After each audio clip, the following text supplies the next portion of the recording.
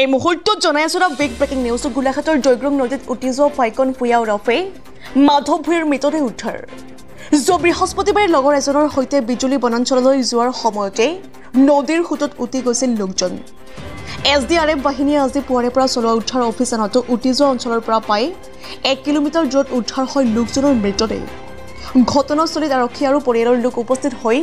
মৰণোত্তৰ পৰীক্ষাৰ বাবে প্ৰেৰণ কৰিছে মৃতদেহটো পুনৰবাৰ জনাইছো এই মুহূৰ্তত গোলাঘাটৰ জয়গ্ৰুং নদীত উটি যোৱা ফাইকন ভূঞা ওৰফে মাধৱ ভূঞাৰ মৃতদেহ উদ্ধাৰ বৃহস্পতিবাৰে লগৰ এজনৰ সৈতে বিজুলী বনাঞ্চললৈ যোৱাৰ সময়তে নদীৰ সোঁতত উটি গৈছিল লোকজন SDRF বাহিনীয়ে আজি পুৱাৰে পৰা চলোৱা উদ্ধাৰ অভিযানত উটি যোৱা অঞ্চলৰ পৰা প্ৰায় 1 কিলোমিটাৰ দূৰত উদ্ধাৰ হয় লোকজনৰ মৃতদেহ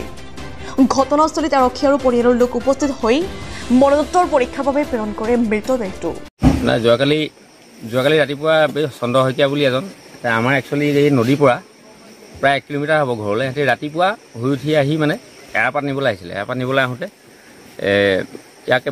ভাইকন বুলি কোৱাটোক মানে কৈছিলে চন্দ্ৰ শইকীয়াই পানী বেছি আছে পাৰ হৈ যাব নালাগে ই পটকৈ পাৰিম বুলি কৈ পাৰ হৈ গুচি গ'ল আৰু নদীত উটি গুচি গ'ল কালি পানী অলপ বাঢ়ি আছিলে নদীত তাৰপিছত লগালগ আমি ইয়াৰ বগীজান আৰক্ষী থানাত খবৰ দিলোঁ তাৰ ভাৰপ্ৰাপ্ত বিষয়া SDRF বাহিনীক মাতিলে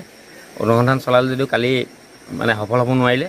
পুনৰ কালি আমি ইয়াৰ পৰা কৈ পঠিয়ালোঁ যে কাইলৈ আহি পিনি অকণমান চাই দিলে ভাল হয় আজি পুৱাই ৰাতিপুৱা মানে ৰেস্কিউ পাৰ্টি আহিলে আহি এতিয়া প্ৰায় 8:30 9 বজাত বডিটো ৰেস্কিউ কৰিছে